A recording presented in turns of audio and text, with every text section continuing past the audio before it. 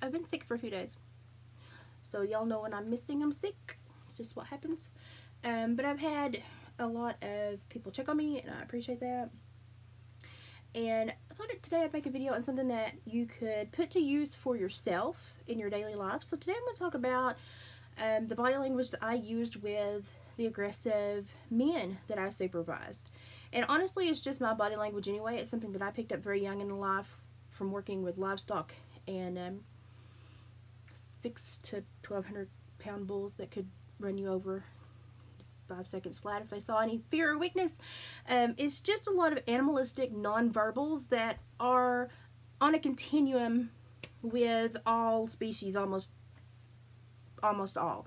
So this is something that you can use to start to monitor people's behavior.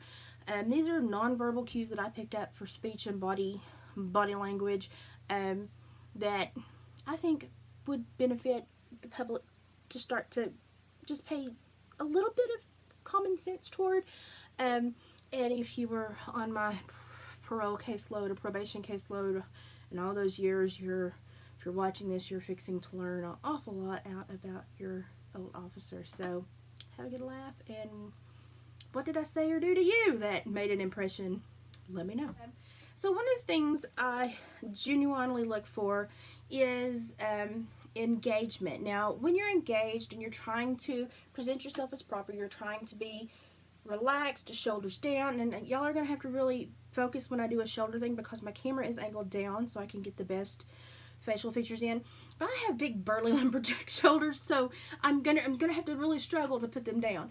But you want your shoulders down, you want your head neutral, almost parallel with the ground. You want to be in a neutral setting, so you're not showing any tension, contention, aggravation, irritants, nothing. You're just neutral. And this is very much what I would try to do in court. This is very much, I would try to sit there with my paper, it was either a leather-bound journal or just a yellow pad, and I would take notes, and I would try to appear neutral because I did not want anyone in the audience of the courtroom or the family trying to think that I was already creating a thought process or an emotional bias against their family member or loved one. And I certainly did not want any of the people pleading or in court that day to pick up on that, and I didn't want the inmates behind me that were there for post-conviction hearings to pick on that, because it's very likely I was going to be the parole officer that handled them because they were either in the local TOC county population or in a correctional facility that was nearby that I would have to act as the institutional parole officer over. So I didn't want to create any tension or any arrogance with anyone, so I would be relaxed. So you want to see people that are relaxed with their shoulders down, their heads are at a neutral position. My goobly-goop tells you I'm in a neutral position, and there's no tension in me whatsoever, and I'm just taking notes with a calm, passive face, and I'm just taking notes. I tried not to nod, not to cock my head, not to cock an eyebrow. I tried to be very aware of my body language, so that when I got them on their first meeting with me, either on probation or on parole, I would have a blank canvas. A blank canvas is very important because I don't want them sitting and thinking about me for 3 to 6 weeks and trying to determine how to undermine my authority or to come in and try to be overbearing or manipulative. So if they then would come in to present to me, I would normally be at my desk. I would choose to actually be seated at my desk to make them come to me. And that was... A lot of people say, well, that's just really nasty. It was simply because I needed them to see me as a seated professional, as ruler of that kingdom, and they needed to come into my kingdom and present to me. And it wasn't as much about dominance as it was about respect.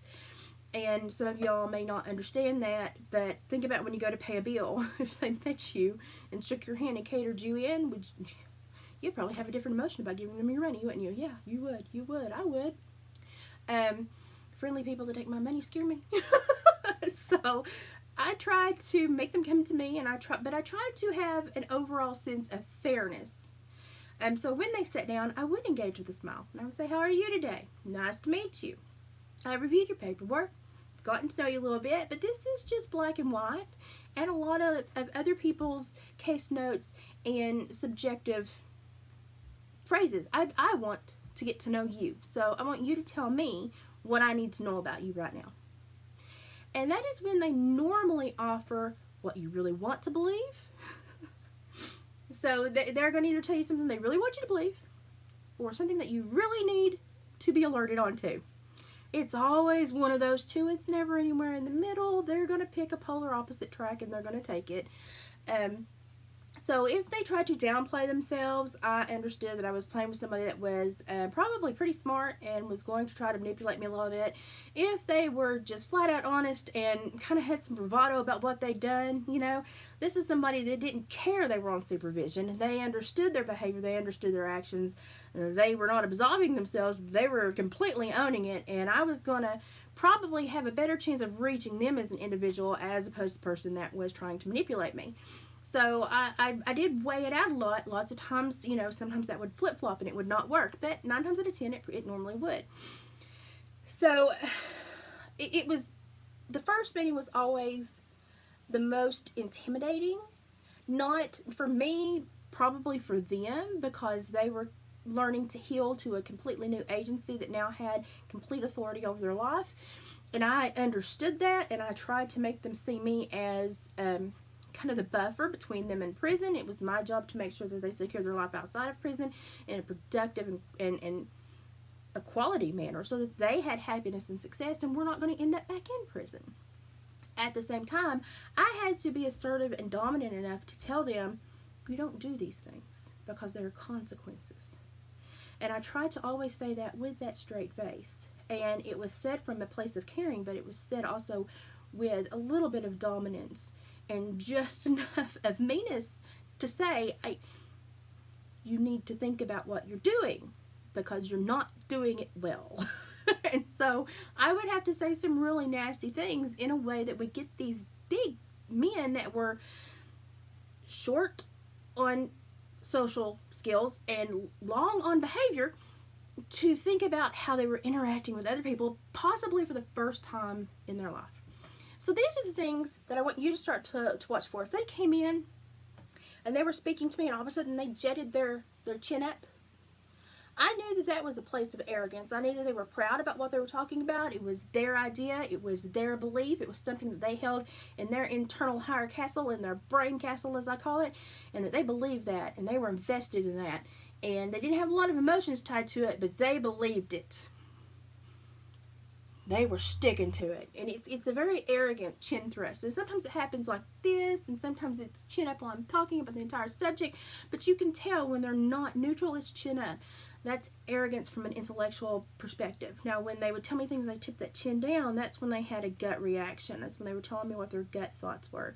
So if they told me, I hurt that person, I didn't want to have to do it, but I had to get myself out of that scenario, gut down, they believe that. That is their gut reaction to what they're replaying in their mind, and they're telling me that's how I feel about that chin down, it goes to the gut. So I would pay attention when they would do these things. If they would put up one corner of the mouth, we already had a problem. That was showing tension, but it was showing a little bit of contention, a little bit of dissonance, a little bit of, you can tell me what you think I need to do, but I don't have to do it. Clint Eastwood all the way nailed it. If they grinned when I was telling them their rules, they did not believe these were their rules. It was tension. They were angry. They were not happy with hearing that, and they were not going to abide. Laughter during rules, laughter during background search information, laughter when going over assaultive behavior, bad omens, bad indicators, a very unequal emotional response to the normal hurting of somebody in general, red flag all over the place. If they came in and they sat passively, that was great. If they hunched shoulders and leaned into me, we already had a dominance display. So I would just lean over and do this to them. And I would let them know that big shoulders don't win a lot of fights because I got some big ones too. And I would normally say something like that. And they would normally kind of be taken aback. And I'd be like, if we're going for dominance display, I've got the same body build as you. So let's go for dominance display. I don't care. And so we would just have a direct discussion about what I was seeing from them, and that I didn't enjoy seeing it, and that I knew it was going to very much impact the way that they reacted in the world, which was going to just make me have to do about 8 to 12 pieces of paper and put them back where they came from, which was not why I released them in the first place. So sentence management would send me out these guys and saying, hey, they're up for release. If the parole board approves them, you investigate the home plan, the release plan, and you let us know your findings. So if they had a good place to stay that was within the limits of the law and a good job, and it looked like they were going to have a good support structure, I had to, by law, give them the parole release. They were allowed 3 parole release plans to be investigated. If all 3 were said, nope, no good, they stayed until the next parole release option. So I tried to give them the best chances on the 3 that they had. I never tried to keep anybody in beyond their time. It wasn't my job. But I tried to always give them the option. So if you came in to meet me in my office and you were aggressive, I was going to push back, because the one thing I was not going to do was give ground, because that's how you got in prison, right? That's how you got in prison. Nobody said, hey, you're being stupid. Not a good idea. I would say that to people. And I was saying about that tone. I had a really good working relationship with most of my caseload. I was, truthfully, I was never seriously threatened. You're like, Mama Liz, what's the difference between seriously and not seriously? They would say things, but their body language would tell me they were not going to follow through, or they were just, grandstanding or bravado, or and I would call them on it, because I didn't appreciate that. It's not why I came to work that day. I wasn't going to deal with it. And I have and you all watch my videos, I have very clear body language, and it's because I created this over a number of years because of the demographic I worked with. I met lots of great people. You should never be scared of somebody because they have a background. There's so many people that change, so many people that deserve second chances, third chances. And when they shine after being hidden in whatever subversive reality they were hidden in for so long, when they shine with such greatness that it is somebody that has earned the right to be looked at, viewed, and said, hey, that's a success. That, they've really earned that. And so I love to see success stories. I really wanted success stories. I wanted to pass people, in Walmart at the dairy aisle and be like, you're still out and doing great. Oh my God, so good to see you. How you doing? And I do have those meetings. But I will say that I had to work on creating a body language and a persona that they could adapt to as well, and I had to do that dance with them because I didn't want to send them mentally and emotionally over the brink. So it was very much a give and take, and it was apply pressure when you can apply pressure and release pressure when you have to, and keep these people working, growing, learning, because if in prison you're in a society within a society that has completely abnormal rules and abnormal construct, and your normality there, your normalcy there is not congruent with normal society. Mad respect for anybody who's done prison time, but when you take a prisoner and put it back in society, it's the function just ceases to exist, and you have to start from scratch. So you have to really re-educate them in social norms, and that was my job as their officer, to make sure they understood the society that they were stepping back into. So the next time you see somebody stick a chin up, go to a gut feeling, tension, tension in the forehead too, pay attention to these things. You got to look for these things. Look for the head shake. So if they're agreeing with you during the question and then they do this when they answer, that answer is not equal to what actually is in their mind or their gut. It's not congruent. It cancels itself out. Something's red flag. Something's going on.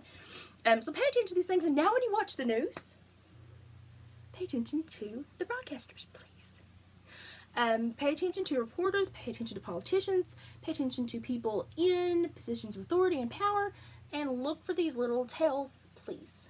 And maybe what I learned with my parolees and probationers will help you in your day-to-day journey. And maybe we'll do another one of these because there's editing.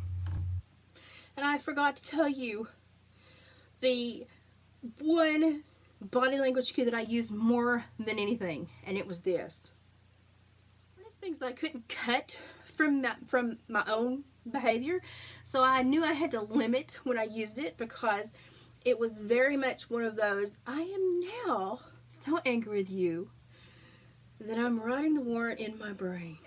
I have flipped a switch. I am now actively already thinking about what I need to do as a next preventative for you, because I know that you have just basically ran amok. And whatever you have said or done, I know is not going to be undone, And I am now trying to jump the next steeple and prevent whatever you're fixing to create. So yeah, my children can confirm this happens right before you about die.